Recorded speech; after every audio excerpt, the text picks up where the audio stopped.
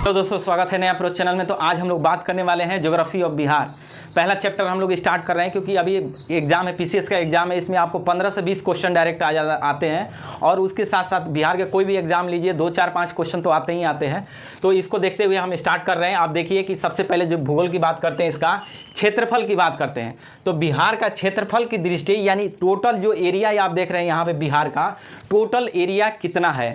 तो आप पूरे देश में अगर बात किया जाए अगर कि कौन सा रैंक बिहार का आता है तो 13वां रैंक आता है इसका क्षेत्रफल की दृष्टि से। 12वां पहले था जब तेलंगाना बना, उसके बाद 2014 में तेलंगाना बना था।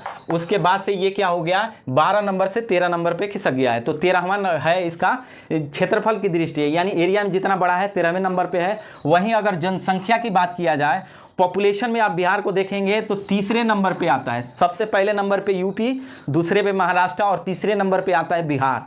तो ये तीसरे नंबर हो गया। भारत का कह रहा है कि कुल जितना एरिया है, यानी जितना एरिया भारत का ज्योग्राफिकल एरिया है उसका 2.86% यानी लगभग 3% से भी कम है। जबकि आप पॉपुलेशन में देखिए तो तीसरे नंबर पे है। एरिया में बात किया जाए तो 13वें नंबर पे है, यानी एरिया 13 पे है और पॉपुलेशन में दूसरा। तो कितना आप समझ सकते हैं कि पॉपुलेशन का दबाव बिहार पे कितना ज़्यादा है, आप समझ सकते हैं डेटा के अनुसार। और क्षेत्रफल की बात करें तो बिहार का क्षेत्रफल कितना है, यानी जो आप टोटल जो एरिया देख रहे हैं बिहार का, इसका है 94,163 स्क्वायर किलोमीटर। यानी ये पूरा आप एरिया देख रहे हैं ये 94,163 स्क्वायर किलोमीटर है। वहीं पूरब से पश्चिम बोल रहा है, यानी पूरब से पश्चिम कौन सा है, ये देखिए यहाँ से लेके यहाँ तक, यानी ई छोर से लेके ई छोर की बात कर रहा है। तो कितना है, तो 483 किलोमीटर है।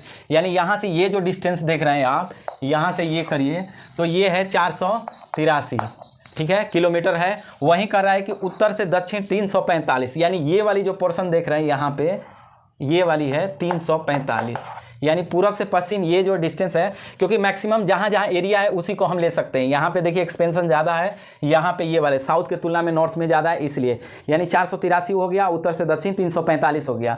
वहीं बात करते हैं भौगोलिक विस्तार का। और भौगोलिक विस्तार का मतलब क्या है, यानी बिहार जो बसा हुआ है ये कौन से लैटिट्यूड और लॉन्गिट्यूड पे कौन से पे है, यानी कौन से अक्षांश देशांतर पे ये स्थित है उसकी बात करता है, जिसको कहते हैं ज्योग्राफिकल एक्सपेंशन। आप देखिए यहाँ कर 24 डिग्री, ये देखिए जब भी ये ऊपर 0 होगा या 0 होगा या पॉइंट होगा तो ये डिग्री हो गया। और इसके बाद देखेंगे एक ऐसे ऊपर किया हुआ है, यहाँ पे 2 किया हुआ है, तो 1 हो गया यानी मिनट हो गया और 2 यानी सेकंड हो गया। यानी 24 डिग्री 20 मिनट 10 सेकंड इतना से लेकर के, यानी यहाँ से लेके एक्सपेंशन है। यानी 24 किसको कर रहा है, उत्तरी अक्षांश बोल रहा है। अक्षांश किसको बोलते हैं, जो ये वाली हो, बिल्कुल इस रूप में हो, यानी पूरब से पश्चिम दिशा में फ्लैट हो उसको अक्षांश बोलेंगे। तो उत्तर बोल रहा है। उत्तर क्यों बोल रहा है, क्योंकि आप देखेंगे यहाँ पे जो इंडिया है वो 0 डिग्री के नॉर्थ में, इसलिए उत्तर बोला जाता है। तो उत्तरी लैटिट्यूड पे हो गया, अक्षांश पे हो गया।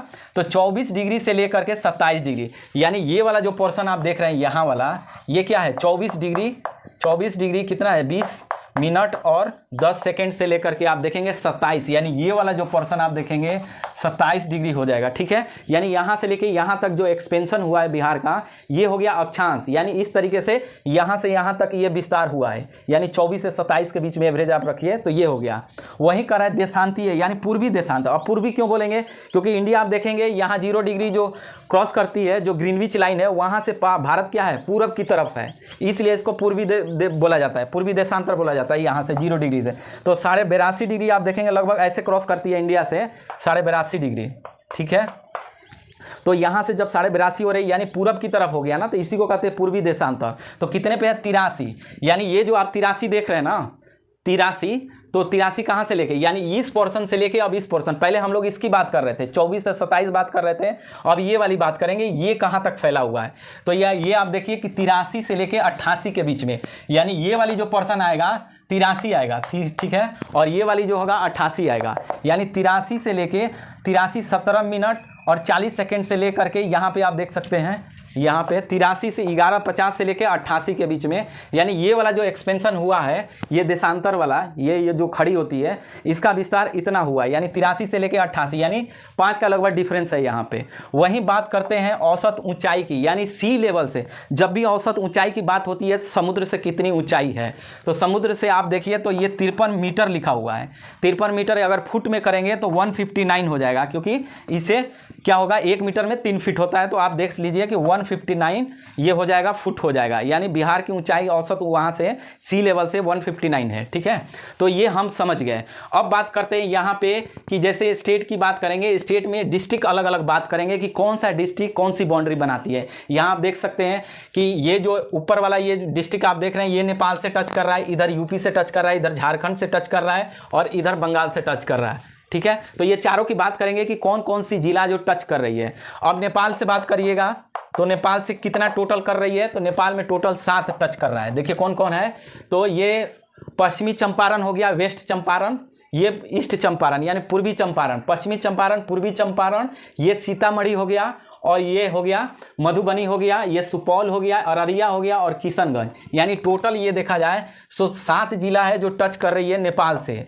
वहीं बात करते हैं अब यूपी की बात करें तो यूपी में आप याद कर सकते हैं, पूछ देगा निम्नलिखित में से कौन सी जिला नेपाल से टच करता है, कौन से नहीं टच करता है, ऐसे क्वेश्चन डाल देगा। उसमें 3-4 ऑप्शन आएंगे तो आपको एग्जैक्ट याद होना होगा कि 7 को यहाँ पे ऐसे ऐसे टच कर रही है। वहीं यूपी की बात करेंगे तो यहाँ पे देखिए कहीं कहीं 8 मिल रहा है, कहीं 9 मिल रहा है। तो उसका देखिए आप यहाँ सिली मिस्टेक नहीं करिएगा क्योंकि एग्जैक्ट 8 है, 9 नहीं है। देखिए किताब में कई जगह 9 लिखा हुआ है, कहीं 8 लिखा हुआ है।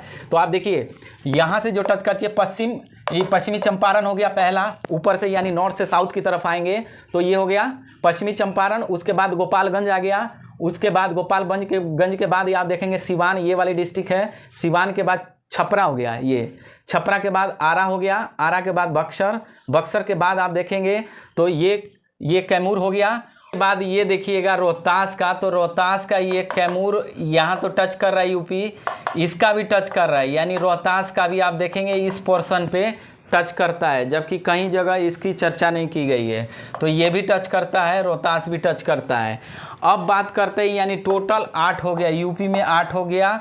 वहीं झारखंड की बात करते हैं तो झारखंड में देखिए कितना है इसमें, तो आप देखिए कि कैमूर टच नहीं करेगा इसमें, किसी ने कैमूर को भी शामिल कर दिया है, कैमूर नहीं टच कर रहा है क्योंकि यहाँ पे आप देखेंगे ये रोहतास काफ़ी अंदर तक आया हुआ है जो डायरेक्ट यूपी में टच कर रहा है। तो झारखंड से टच नहीं है इसका। तो आप देखेंगे रोहतास से स्टार्ट हुआ तो रोहतास, उसके बाद औरंगाबाद आ गया, उसके बाद गया आ गया, गया के बाद नवादा हो गया, नवादा के बाद ये जमुई हो गया, जमुई के बाद बांका और बांका के बाद भागलपुर, यानी भागलपुर तक ये है। ये टोटल आप देखेंगे तो ये 8 ये डिस्ट्रिक्ट हो गया है जो टच कर रहा है झारखंड से। उसके बाद कटिहार, पूर्णिया और किशनगंज यानी 3 जिला जो है वो वेस्ट बंगाल से टच कर रहा है, यानी 3 डिस्ट्रिक्ट आप टच कर रहा है, पूर्णिया, कटिहार, पूर्णिया और किशनगंज, ये 3 जिला टच कर रहा है वेस्ट बंगाल से। 8 हो गया झारखंड से, यूपी से भी 8 हो गया और नेपाल से 7 हो गया। इसका नाम आप